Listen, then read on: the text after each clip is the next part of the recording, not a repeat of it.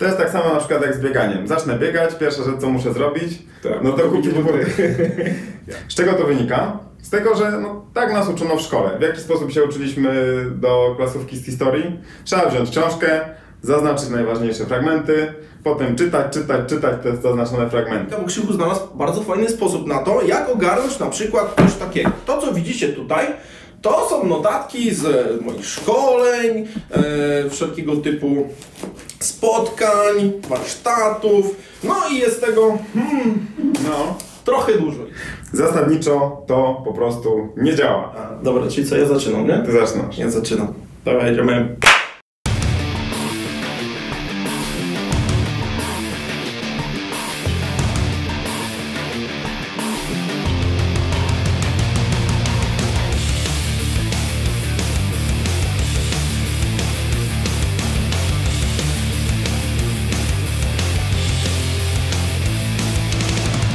Cześć, witajcie w kolejnym odcinku Nerd Management. Z tej strony Paweł Rykowski i Krzysztof Rakowski. Dzisiaj porozmawiamy sobie o tym, jak zarządzać notatkami i wiedzą, bo Krzychu znalazł fajny sposób do tego, żeby sobie z tym poradzić, ale zanim do tego, jeżeli Was jeszcze nie ma na naszym newsletterze, to się koniecznie zapisujcie, bo już niedługo odpalamy naszą nową inicjatywę szkoleniową dla liderów w IT i nie tylko. Także będziemy również wdzięczni za wszystkie share'y, łapki w górę i tak dalej, bo to nam pozwoli nieść się dalej. Dobra. Personal Management System, tak to się nazywa? Nie. Personal Knowledge Management. Personal Knowledge Management System. To jest coś, o czym dzisiaj porozmawiamy.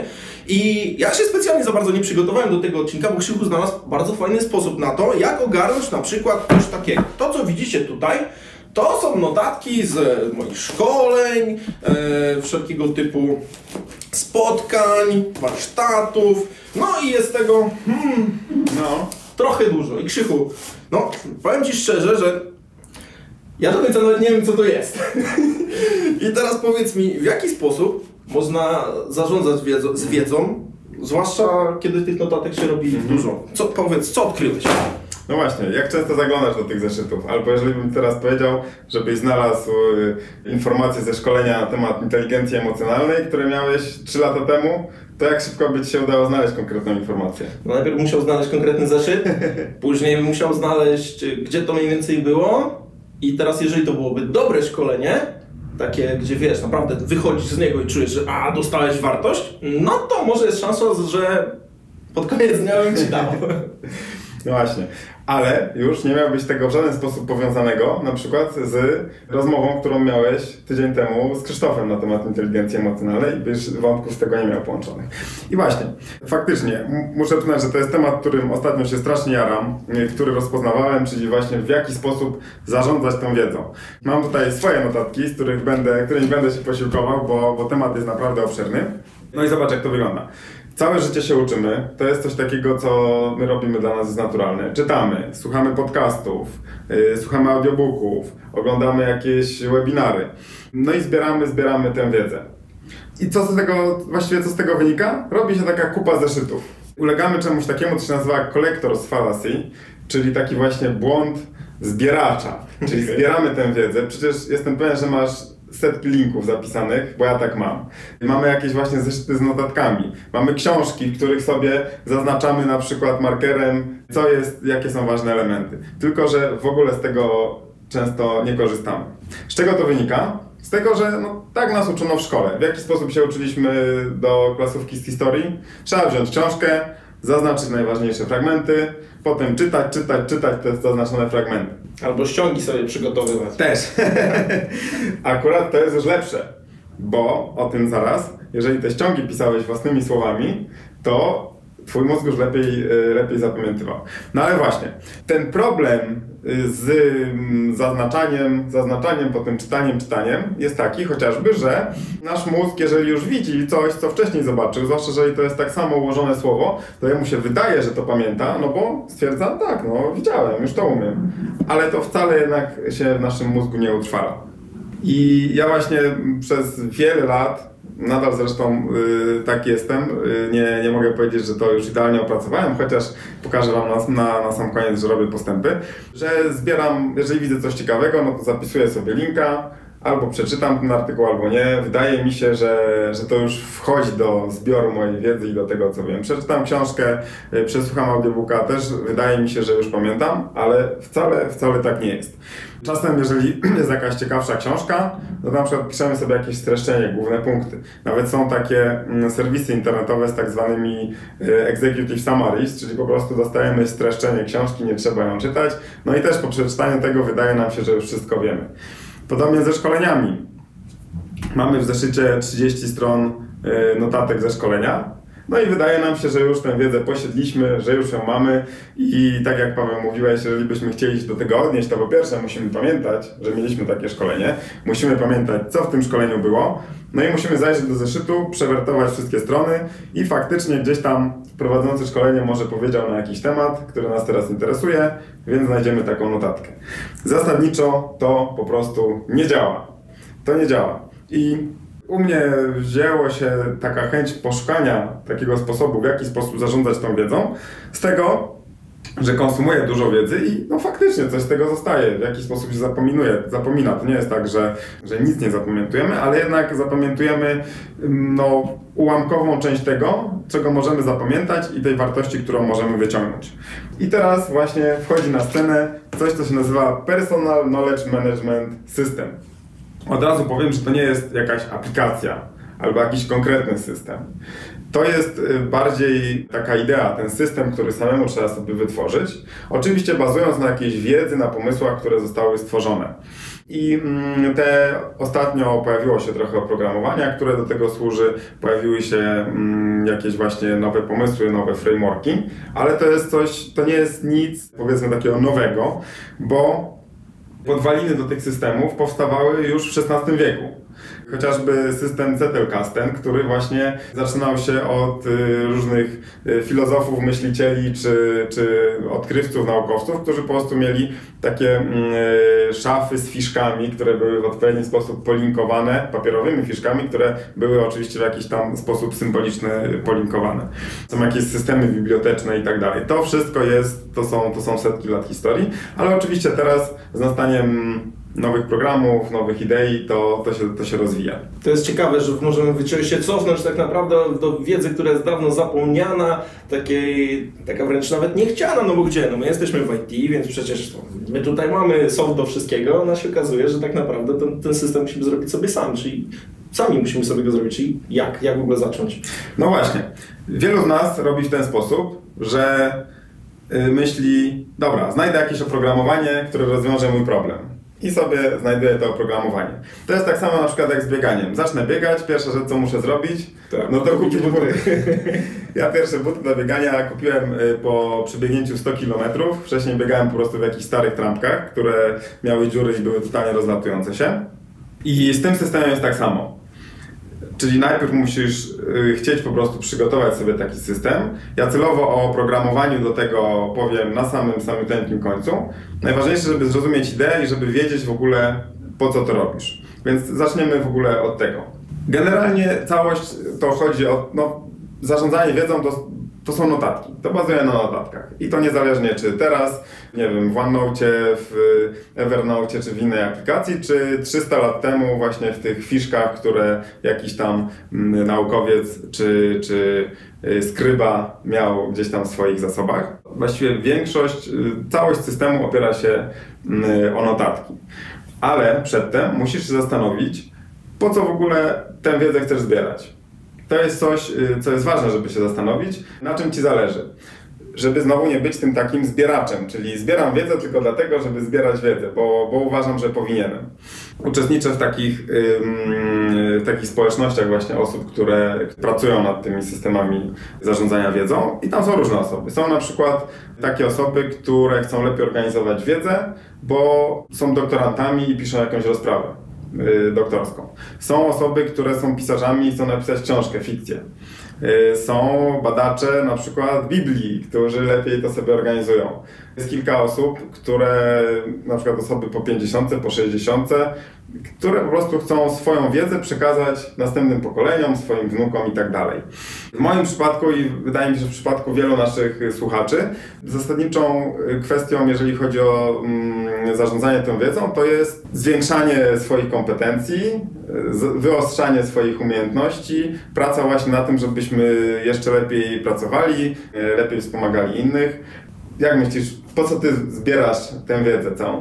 To jest dobre pytanie, no ja na przykład właśnie się złapałem na tym, że tyle, wiesz, tych wszystkich zeszytów, że może nawet w którymś momencie to było na takiej zasadzie bycia tym seminar junkie, chodzisz od szkolenia do szkolenia, właśnie wciągasz to wszystko, ale to jest właśnie świetne pytanie, co zadałeś, właśnie po co my tą wiedzę zbieramy, no bo po coś to jest, no właśnie po to, żeby czegoś się dowiedzieć, robić rzeczy lepiej. Ja na przykład często tą wiedzę, może teraz już mniej niż wcześniej, ale szukałem na przykład różnych innych nieznanych mi kontekstów. Na zasadzie dowiadywania się, jak rzeczy działają w innej branży i jakby teleportowanie tych metod z innej branży do siebie. I to też fajnie działa, ale finalnie jakby właśnie teraz, wiesz, odkopać się z tych szkoleń, kurczę, to wiecie co było? To jest świetne, bo właśnie powiem Ci o takiej metodzie, w jaki sposób możesz znajdować te połączenia. No to dawaj. Jeszcze kilka takich innych motywacji, które możecie sobie znaleźć. Na przykład niektórzy robią notatki, żeby zarządzać swoimi relacjami z ludźmi. Można sobie notować właśnie o relacjach, o ludziach. Niektórzy lubią dużo pracować w swojej głowie i po prostu piszą te notatki, żeby formułować nowe idee. Wydaje mi się, że to jest jeden z takich ważnych dla mnie aspektów właśnie zarządzania wiedzą, że znajdowanie tych połączeń powoduje, że w pewnym momencie ty sam jesteś w stanie sformułować swoje pomysły. To już nie jest takie odtwórcze. No i właśnie, w jednej z teorii, która się nazywa Linking Your Thinking, pojawia się taka koncepcja note taking versus note making. Po polsku to właściwie jest to samo, czyli robienie notatek, ale właśnie to note taking to są takie notatki krótkoterminowe. Czyli na przykład notujemy, co było na spotkaniu, albo notujemy, żeby się przygotować na spotkanie, albo zapisujemy sobie, o czym musimy porozmawiać. Takie po prostu krótkie notatki. One nie mają większej wartości. Ich wartość się kończy. Ich wartość wygasa w momencie, kiedy nie wiem, zapisaliśmy to gdzie indziej, kiedy porozmawialiśmy z kimś, kiedy załatwiliśmy sprawę. Druga rzecz to jest właśnie to note making. To jest tworzenie długodystansowej wartości. To są notatki, które zakładamy, że za rok, za 2, za 5 lat będą obrastały w tę wartość i będą zwiększały właśnie nasz zasób wiedzy. Ich celem głównym jest zachowanie i rozszerzanie, zdobywanie tej wiedzy. I tutaj właśnie jest ciekawa koncepcja takiej wartości tych notatek, które mamy i skoncentrowania się na tym, żeby, wiadomo, że nadal możemy mieć te notatki takie codzienne, tylko wtedy możemy z czystym sumieniem po prostu te zeszyty wszystkie wywalać do kosza po jakimś czasie albo oddawać na makulaturę, a żeby odseparować ten proces taki tworzenia. I teraz w jaki sposób my tworzyliśmy do tej pory notatki, czyli właśnie te notatki z warsztatów, notatki z książki. Przeważnie to jest tak, idziemy na szkolenie, idziemy na warsztat, robimy sobie notatki, co było na warsztacie. Albo to są takie typowe notatki studenta czy ucznia. W zeszycie masz, co było na lekcjach. Czyli masz ustawione chronologicznie, że lekcja pierwsza, lekcja druga, albo warsztat, pierwszego dnia było to, drugiego dnia było coś tam. Albo czytamy książkę, no to robimy streszczenie książki. I wtedy po prostu idziemy zgodnie z spisem treści, który przewidział autor. Czyli taka notatka to jest, no, po prostu streszczenie książki, streszczenie warsztatu i mamy takie małe punkty tej wiedzy. To nie jest dobre, no bo wtedy nie zbieramy jakichś idei, tylko zbieramy streszczenia. No tak, bo to jest właściwie zawsze chronologicznie, nie? Jak to trwa od początku do końca, jak czytamy od początku do końca i sobie to dopisujemy. To jak to można inaczej? No właśnie.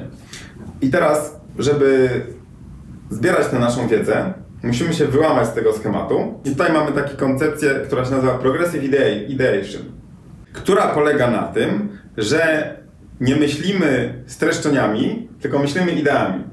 Okay. Czyli jeżeli coś było ciekawego na szkoleniu, to nie robisz notatek ze szkolenia, tylko na przykład pojawia się jedna koncepcja fajna na szkoleniu, robisz notatkę z tej koncepcji. Pojawia się druga, robisz notatkę z innej koncepcji.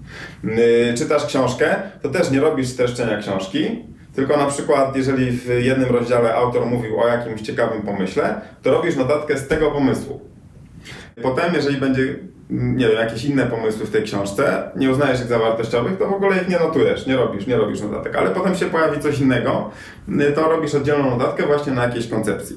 I myślisz wtedy tymi ideami, pomysłami, jakimiś koncepcjami. I to jest właśnie zalążek tego systemu zarządzania wiedzą, bo wtedy zaczynają się pojawiać takie notatki, które nieważne z jakiej książki pochodzą, z jakiego szkolenia, wiadomo, że tam można sobie napisać źródło i tak dalej, to się może przydać na przyszłość, ale jednak wtedy już zaczyna się pojawiać takie, no trochę jak encyklopedia, trochę jak takie źródło wiedzy twoje, ale jednak to są jakieś pomysły, jakieś idee, jakieś rzeczy, definicje oczywiście, ale one nie są związane właśnie z tym, że to była jakaś książka, jakieś szkolenie. Nie musisz szukać tego i przypominać sobie, że to było na jakimś szkoleniu.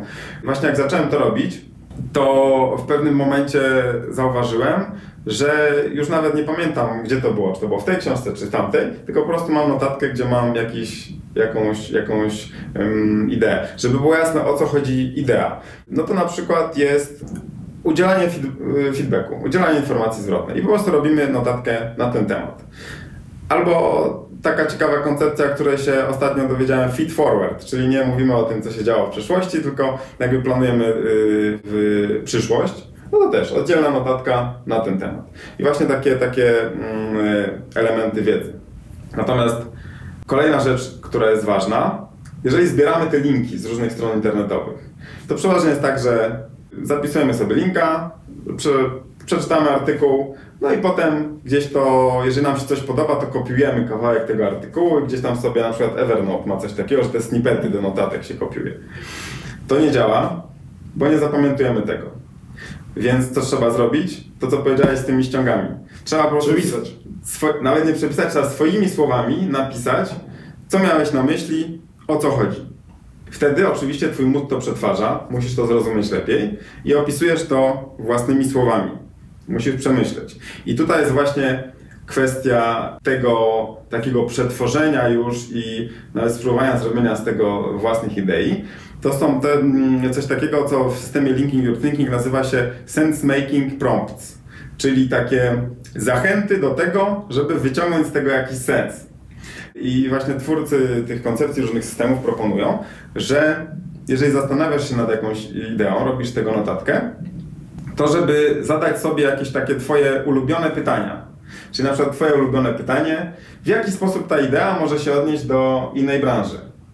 Albo bardzo pytanie, które takie u mnie intuicyjnie przychodzi, jakie jest moje doświadczenie z tym? Kiedy w przeszłości miałem jakąś sytuację, która była odzwierciedleniem tego?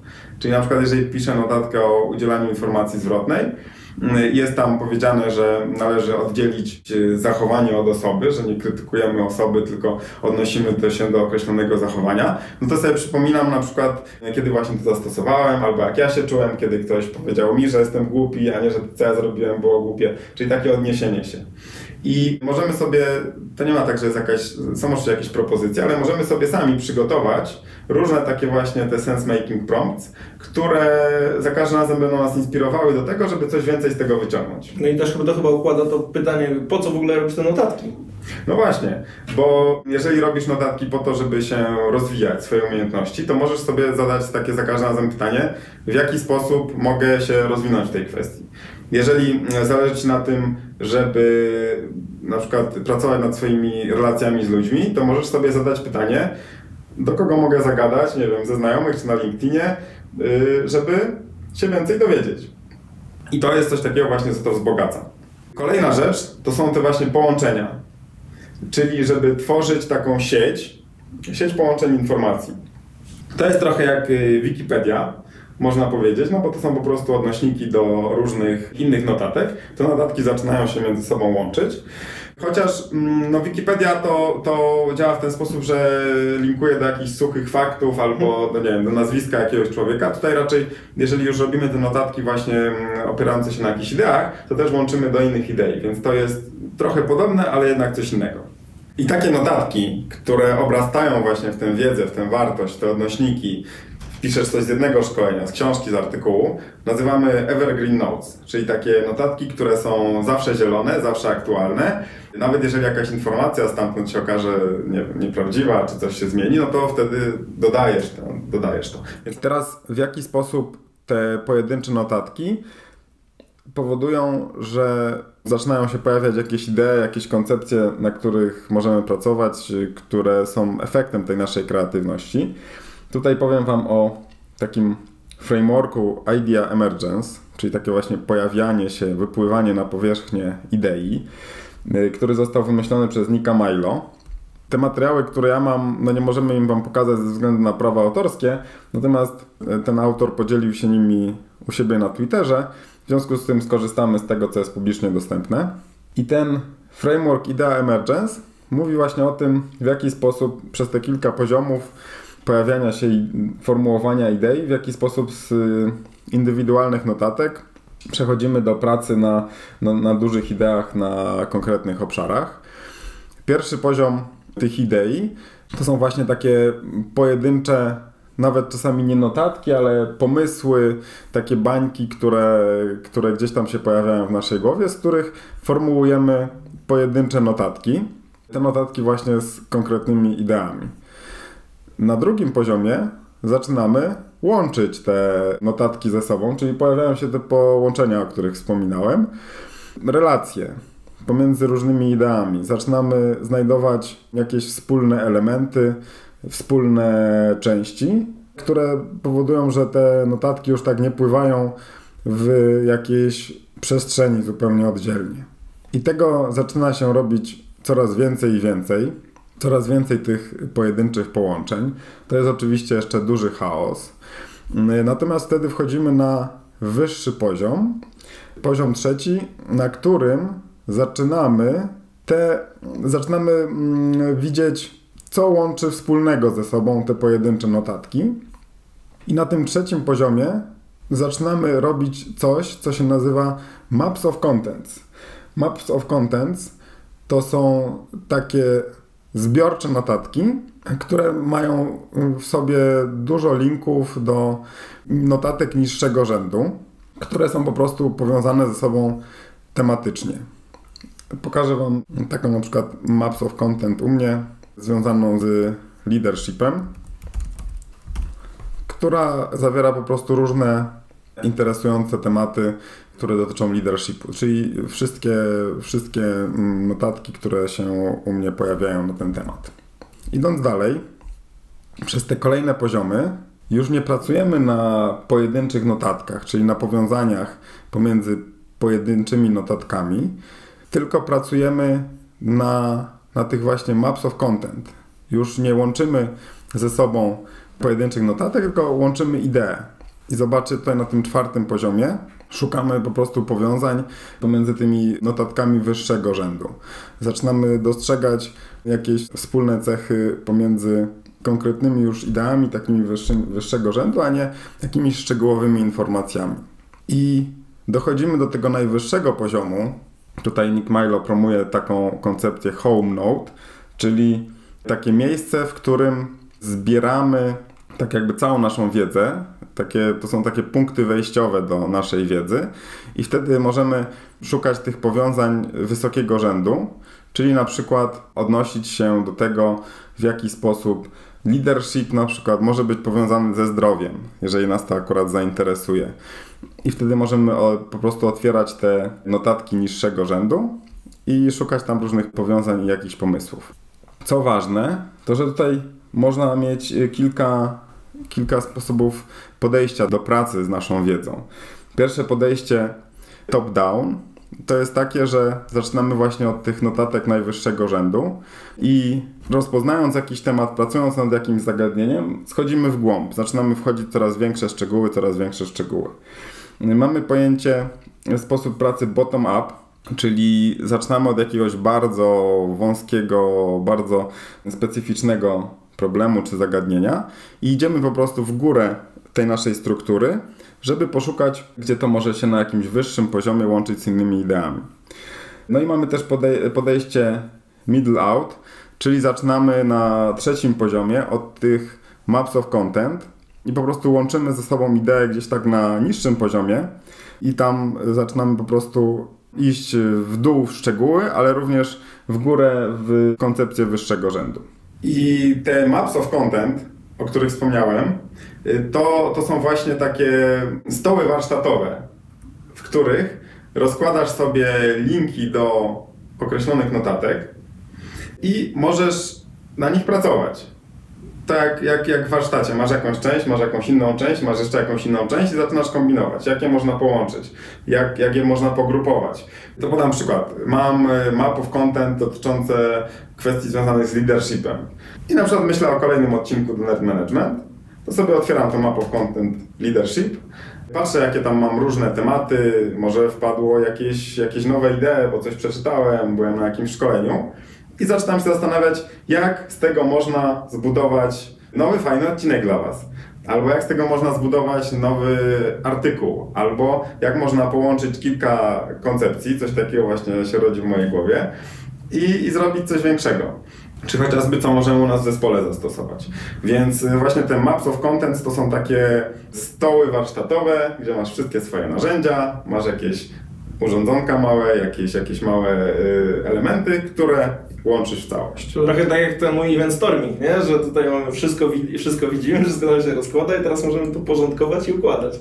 No i właśnie to jest ciekawe, że te koncepcje event storming, to wszystko bazuje na takich pewnych schematach, które są w naszym mózgu, które powodują, że po prostu nasz mózg lepiej pracuje i wyciąga jakieś idee.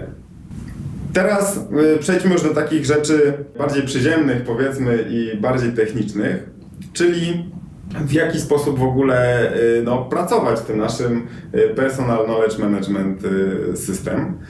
Na przykład powiedz mi, co robisz, jak znajdziesz jakąś fajną stronę w internecie? Z reguły sobie zapisuję zakładkę, dodaję do katalogu, mam katalogi, po prostu pogrupowane zakładki i to w różnych miejscach różne rzeczy sobie leżą. I co dalej? Co robisz? No i sobie leżą i czekają na dłuższe czasy, albo na to, kiedy będą potrzebne. No właśnie, ja mam dokładnie tak samo. To właśnie to collector's fallacy, takie zbieractwo, czyli widzę coś ciekawego, wrzucam do jakiegoś wora, mam już tych worów kilka, bo mam Pocket, taką aplikację właśnie do zbierania linków, mam zakładki w Firefoxie, też tam mam kilka różnych podzakładek. Przeważnie przeczytam ten artykuł albo i nie, wrzucam do zakładki. Jeżeli jest jakiś taki, który uważam, że jest bardziej ciekawy, to sobie na ten bookmark toolbar wrzucam, żeby był po prostu pod ręką. Przeważnie po tygodniu, dwóch i nie przeczytaniu tego wrzucam do jakiejś innej zakładki, żebym już go nie widział. To jest jakiś workflow oczywiście, ale taki, który nie za bardzo działa, bo to nie zwiększa mojej wiedzy. Przeważnie zapominam nawet, że te linki gdzieś tam miałem. I pracując właśnie z systemem takim zarządzania wiedzą, też warto sobie wypracować, to nie jest tak, że wam powiem, jak to robić, tylko wypracować jakieś takie właśnie workflows, czyli takie sposoby pracy z określonymi rodzajami mediów. Natomiast jedna z najważniejszych rzeczy jest taka, że musisz być bardziej restrykcyjny. Czy nie możesz tak konsumować wszystkiego po prostu. Każde szkolenie, każdy link, każda książka. Tylko przede wszystkim musisz właśnie postawić temu tamę, bo jeżeli będziesz zawalał się wiedzą, nie będziesz miał czasu tego przetworzyć, nie będzie to dla Ciebie miało żadnej wartości. Czyli trzeba bardziej restrykcyjnie podchodzić do filtrowania tego natłoku informacji. Super, to mi od razu przychodzi na myśl bardzo fajna książka Cyfrowy minimalizm, gdzie właśnie trzeba ciachać się ograniczać właśnie, że ten napływ treści jest bez sensu. No fajnie, że on jest, można się czasem popatrzeć, porozglądać, ale to fajnie mieć powód, dlaczego w ogóle to robimy. Otóż to. I najważniejszy krok to jest właśnie zastanowienie się, czy faktycznie warto, żebyś nad tym pracował. Dlaczego? Bo praca z ideami, robienie tych notatek, pisanie notatek własnymi słowami jest bardziej czasochłonne i bardziej wymagające od nas, niż rzucenie linka do zakładek. W związku z tym, już ci kandydaci do tego, żeby zająć twój czas, to musi być coś wartościowego, coś, co warto, żebyś na to zużył swój czas. Zbliżamy się do końca odcinka i tak jak wspominałem, na samym końcu będę mówił o programowaniu, ale jeszcze nie teraz, bo przypomnę, jak zacząć, jeżeli chciałbyś zorganizować swoją wiedzę. Przede wszystkim zastanów się, jaki jest twój cel, czyli co chcesz osiągnąć, po co w ogóle chcesz zbierać tę wiedzę. Następnie, jak zacząć, nie kupuj tych butów do biegania, zanim nie zaczniesz biegać, tylko wybierz sobie jakieś oprogramowanie i zacznij po prostu robić notatki zgodnie z tymi zasadami. Takie schematy zaczną się pojawiać po jakimś czasie. Według niektórych twórców tych idei, tych systemów w ogóle jest sens o tym, żeby zastanawiać się nad tymi jakimiś strukturami, jak masz powyżej 100 notatek. Wcześniej to po prostu jest, nie ma takiej potrzeby. I to też jest chyba dobrze. Wracając do mojej metafory, przebiegnij to 100 km i dopiero wtedy się zastanawiaj. I na sam koniec kwestia oprogramowania. Jest trochę różnych programów, które to robią. Raczej te takie tradycyjne, czyli OneNote, Evernote i tak dalej, Apple Notes, niekoniecznie spełniają wszystkie te oczekiwania. Jeden z takich programów, który ostatnio zdobywa popularność, nazywa się Obsidian. To jest program, który jest fajny, bo ma taką cechę, że to, co w nim wytworzysz, jest takie odporne na czas. Dlaczego? Bo jeżeli używamy tych takich znanych komercyjnych programów, to one gdzieś siedzą, twoje notatki gdzieś siedzą w bazie danych twórcy programów i właściwie jedyna możliwość eksportu to jeżeli oni ci udostępnią taką możliwość. Obsidian tworzy twoje notatki w plikach tekstowych Markdown, które są, po prostu przetrwają każdy kataklizm, dopóki będą komputery, które są w stanie odtworzyć pliki tekstowe. Czyli dla nerdów można sobie to nawet do Gita wrzucić i wersjonować? Tak, właśnie o to chodzi, jest bardzo dużo możliwości, ale na te pliki Markdown nakładają pewne możliwości, jak na przykład właśnie tagi, linkowanie, natomiast w bardzo prosty sposób, więc to nadal, jeżeli cokolwiek by się stało, to mamy dostęp do tych plików tekstowych. To jest bardzo ważne, bo chcemy tworzyć tę wiedzę na całe nasze życie, albo tak jak niektórzy, dla naszej potomności. W związku z tym jest to jedna z rzeczy, które warto wziąć pod uwagę, czyli żeby to było bezpieczne, że samemu sobie możesz zbackupować, samemu właśnie wrzucić na GitHuba czy w inne miejsce, czy masz pewność, że zawsze będziesz mieć dostęp do tych danych. Dla mnie osobiście to jest ważne. No dobra, ale ktoś ma tą tonę zeszytów, tą tonę notatek, to teraz co, jest sens w ogóle to przepisywać? Czy zrzucać z tych wszystkich, nie wiem, Evernote'ów, OneNote'ów, notatek do tych plików tekstowych? Czy może je wszystkie trzeba teraz wyrzucić i tak naprawdę zacząć od zera? To jest właśnie problem migracji, który zawsze się pojawia, jeżeli musimy zmigrować jakieś dane, zwłaszcza z takiego analogowego chociażby źródła. Łatwo ulec czemuś takiemu, że zobaczymy nowe narzędzie i wtedy stwierdzamy, wszystko musimy przepisać, czy wszystko musimy zaimportować. Raczej to nie ma sensu, bo wtedy spędzisz bardzo dużo czasu na przerzuceniu informacji, które nie zawsze są wartościowe, czy nie zawsze ich potrzebujesz.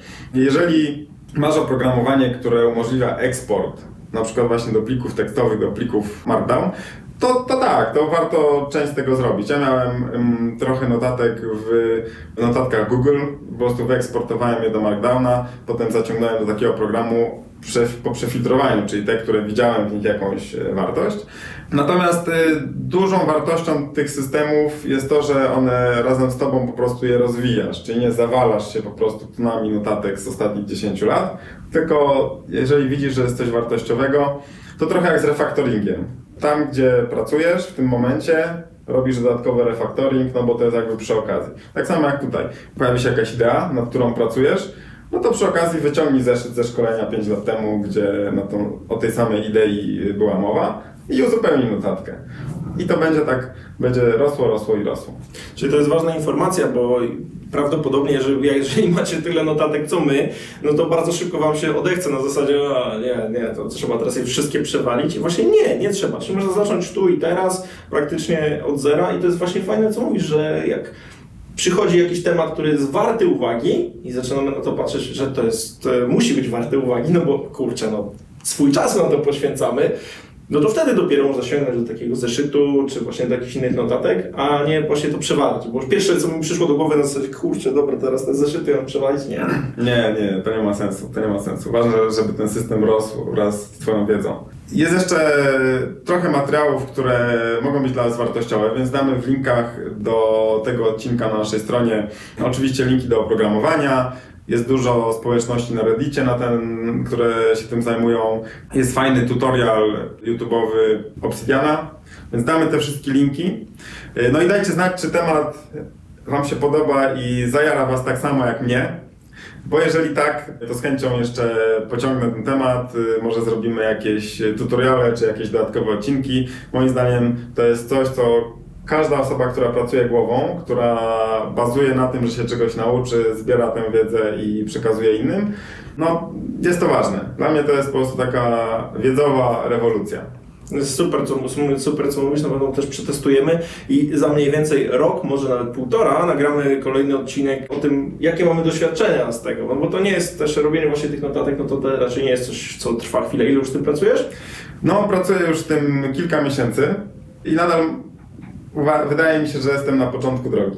Tak, więc jeżeli chcecie właśnie więcej rozszerzyć, to tym bardziej zapiszcie się do newslettera, byście Was żadne odcinki nie ominęły. A ci z Was, którzy oglądają nas na YouTubie, to koniecznie kliknijcie tę subskrypcję, bo okazuje się, że ponad połowa z Was, która to ogląda to wideo, nie subskrybuje, więc takie odcinki będą Was omijać. No cóż, w takim razie bardzo dziękujemy, że nas oglądaliście i do zobaczenia za tydzień we wtorek. Cześć! Cześć! Cześć!